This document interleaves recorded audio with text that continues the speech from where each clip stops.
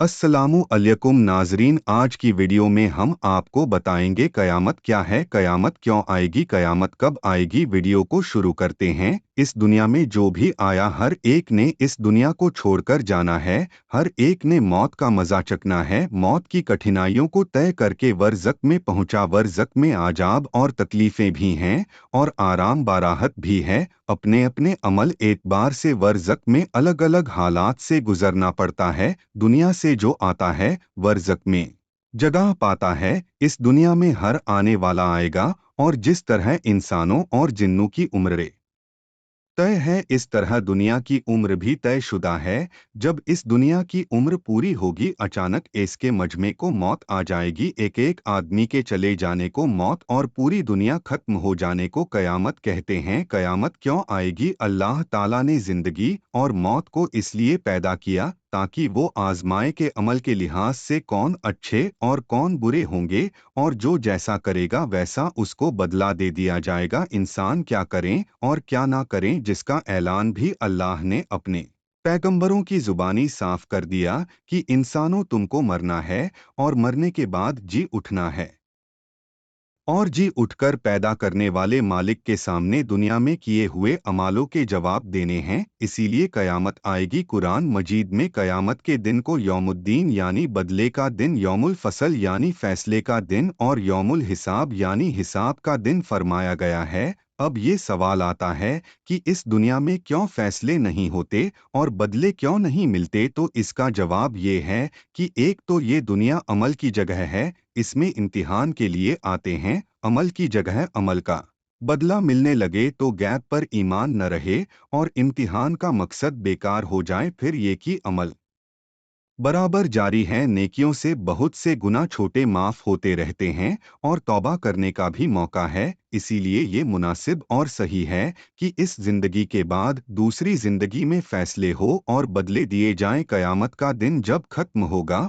और सबके फैसले हो जाएंगे तो हर एक अपने अपने अमाल के मुताबिक जन्नत बा दोज़ख में पहुंचेगा। गुनाहगार मोमिन जो बुरे अमाल की वजह से दोज़ख में जाएंगे, बाद में जब अल्लाह ताला की मंशा होगी दोज़ख से निकालकर जन्नत में दाखिल कर दिए जाएंगे, लेकिन जन्नत से निकालकर किसी को किसी दूसरी जगह ना भेजा जाएगा। कयामत के फैसले के बाद जन्नत का फैसला हो जाना ही सच्ची कामयाबी है। कयामत कब आएगी? कयामत का आना हक है, इसमें कोई शक नहीं, लेकिन ये कब आएगी इसके बारे में हकीकी इल्म तो अल्लाह ताला को ही है। अल्लाह ताला की जब मंशा होगी सूर फूंक दिया जाएगा, कयामत आ मौजूद होगी, कोई भी उसको झूठ लाने वाला ना होगा। उसके आने का वक्त अल्लाह ताला के इल्म में मुकर्रर है। लोगों के एतराज़ करने से अल्लाह ताला इसे वक्त से पहले जाहिर न फरमाएगा। और सूर सभा में ये भी इरशाद है, और वो कहते हैं कि ये वादा कब पूरा होगा, अगर तुम सच्चे हो आप रसूल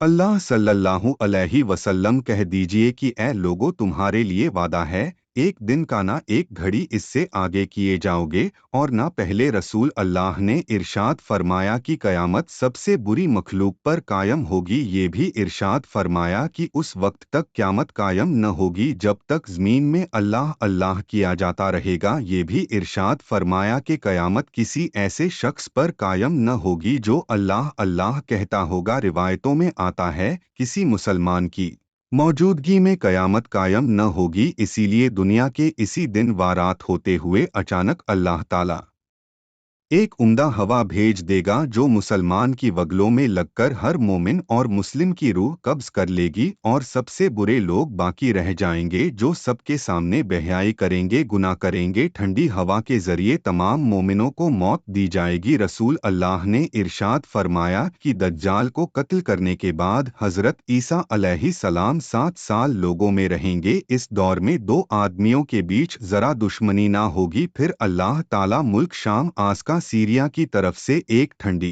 हवा भेज देगा जिसकी वजह से तमाम मोमिन खत्म हो जाएंगे और जमीन पर कोई भी ऐसा शख्स बाकी ना रहेगा जिसके दिल में खैर का या फरमाया ईमान का कोई जर्रा ना होगा। यहाँ तक कि अगर तुम मुसलमान में से कोई शख्स किसी पहाड़ के अंदर खोह में दाखिल हो जाएगा तो वो हवा वहां भी दाखिल होकर उसकी रूह कब्ज कर लेगी। इसके बाद सबसे बुरे लोग रह जाएंगे जो दूसरे का खून बहाने और जान लेने में दरिंदों जैसे अखलाक वाले होंगे, ना भलाई को पहचानते होंगे ना बुराई को बुराई समझते होंगे। उनका ये हाल देखकर इंसानी शक्लों में शैतान उनके पास आकर कहेगा कि अफसोस तुम कैसे हो गए, तुम्हें शर्म नहीं आती कि अपने बाप दादाओं को छोड़ बैठे। वो लोग उससे कहेंगे कि तू ही बता हम क्या करें। इसीलिए वो उनको बुत परस्ती की तालीम देगा और वो बुत की पूजा करने लगेंगे। वो इसी हाल में होंगे, यानी कत्ल व खून, बिगाड़, फसाद और बुत परस्ती में पड़े होंगे,